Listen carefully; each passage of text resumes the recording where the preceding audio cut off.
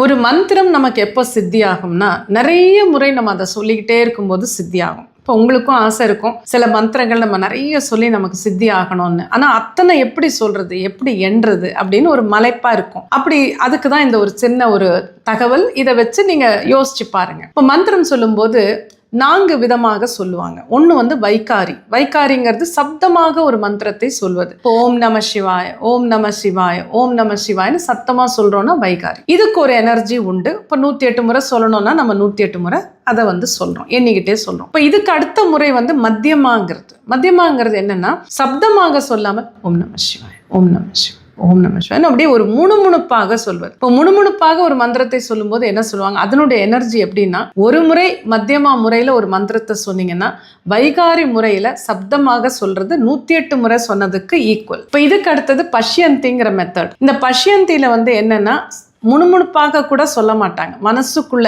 இன்டர்னலைசிங் த மந்த்ரான்னு சொல்லுவோம். அது உள்ள ஓடிக்கிட்டே இருக்கும். ஓம் நம சிவாய், ஓம் நம சிவாய்னு உள்ள ஓடும். வாய் முணுமுணுப்பும் இருக்காது, சப்தம் வெளியில வராது, உள்ள மந்திரம் ஓடும்போது அந்த பஷ்யந்தி முறையில நாம சொல்லும்போது, ஒரு முறை பஷ்யந்தி முறையில ஒரு மந்திரத்தை சொன்னோம்னா 108 முறை மத்தியமா முறையில சொன்னதுக்கு ஈக்குவல். அப்போ வைகாரி முறையில எவ்வளவு ஈக்குவல்னா 108 × 108 11,664 முறை சொன்னதுக்கு ஈக்குவல். இப்போ இதையும் தாண்டி பரான்ற ஒரு மெத்தட் இருக்கு. இந்த பராங்கிறது எப்படின்னா, முணுமுணுப்பாகவும் இல்லாமல் உள்ளுக்குள்ளேயும் அந்த மந்திரத்தை திரும்ப திரும்ப சொல்லாமல், ஓம் நம சிவாய் அப்படி சிவனை நினைக்கிறோம், அந்த மந்திரத்தை நினைக்கிறோம், அப்படியே ஆடாமல் அசையாமல் இருக்கோம்னா அந்த பராங்கிற மெத்தட். அப்படியே நாமே அந்த மந்திரமாக அப்படியே மாறிடுறோம், அதோட ஒன்றி போயிடுறோம் அப்படின்னு சொல்லும்போது, ஒரு முறை அந்த பராங்கிற அந்த வழிமுறையில ஒரு மந்திரத்தை நம்ம நினைச்சோம்னா அது பஷ்யந்தி முறையில 108 முறை நம்ம சொன்ன மாதிரி. அப்போ அதனுடைய வைகாரிக்கு ஈக்குவலண்ட் எப்படி வரும், அப்படி எவ்வளவு வரும்னு பார்த்தீங்கன்னா 12,59,712 முறை சொன்ன மாதிரி. ஸோ அதனால நமக்கு வந்து அந்த வழிமுறைகள் புரிஞ்சுக்கிட்டோம்னா நம்ம முயற்சி செய்யலாம்.